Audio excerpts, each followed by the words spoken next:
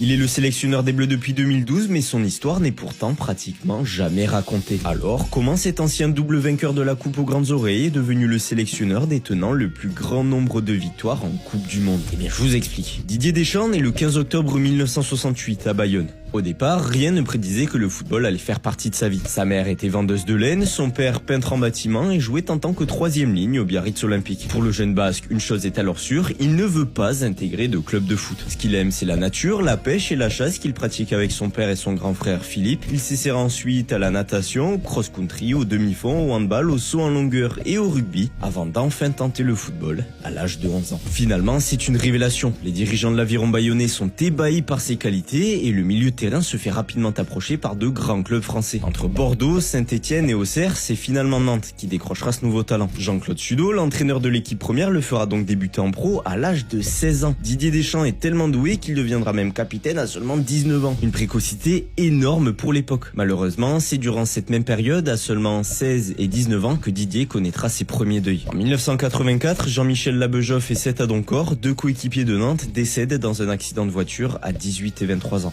3 ans plus tard, en 1987, c'est cette fois son grand frère Philippe qui sera victime d'un accident d'avion à l'âge de 22 ans. Didier Deschamps apprendra donc à vivre avec, mais ne s'en remettra jamais vraiment. Côté football, après ces 4 années passées à Nantes, son appétit de victoire commencera alors à le démanger. En 1989, à 21 ans, il signe donc pour 4 années avec l'Olympique de Marseille. Mais dès sa première saison, il est prêté aux Girondins de Bordeaux. C'est donc un énorme coup dur pour lui, mais qui ne va pas l'arrêter. Deschamps se fait entendre, veut des responsabilités et entame un véritable bras de fer contre Bernard Tapie pour revenir à Marseille. Le Basque finit par remporter son pari et devient même en 1993 le capitaine de l'OM. La suite, vous la connaissez, c'est le début d'une immense carrière pour lui. Le 26 mai 1993, Didier Deschamps devient le premier capitaine d'une équipe française tout en étant le plus jeune à soulever la Ligue des Champions. En 1995, il signera ensuite pour 5 ans à la Juventus. Il y remportera 11 trophées, dont une deuxième Ligue des Champions. En 1998, il remportera forcément la première Coupe du Monde de l'histoire de l'équipe de France, ainsi que l'Euro 2000, tout en étant capitaine lors de ces deux compétitions. Et il terminera ensuite tranquillement sa carrière de joueur après une année à Chelsea, puis à Valence. Enfin, quand je dis tranquillement, il remportera avec Chelsea la Coupe d'Angleterre et atteindra la finale de la Ligue des Champions en 2001 avec Valence. Bref, sa carrière de joueur est peut-être terminée, mais sa soif de victoire ne s'arrête pas là. À peine les crampons raccrochés, il signe pour 4 ans à l'AS Monaco comme entraîneur et directeur technique. Résultat, une Coupe de la Ligue en 2003 et une finale de Ligue des Champions en 2004. Il sera ensuite champion d'Italie avec la Juventus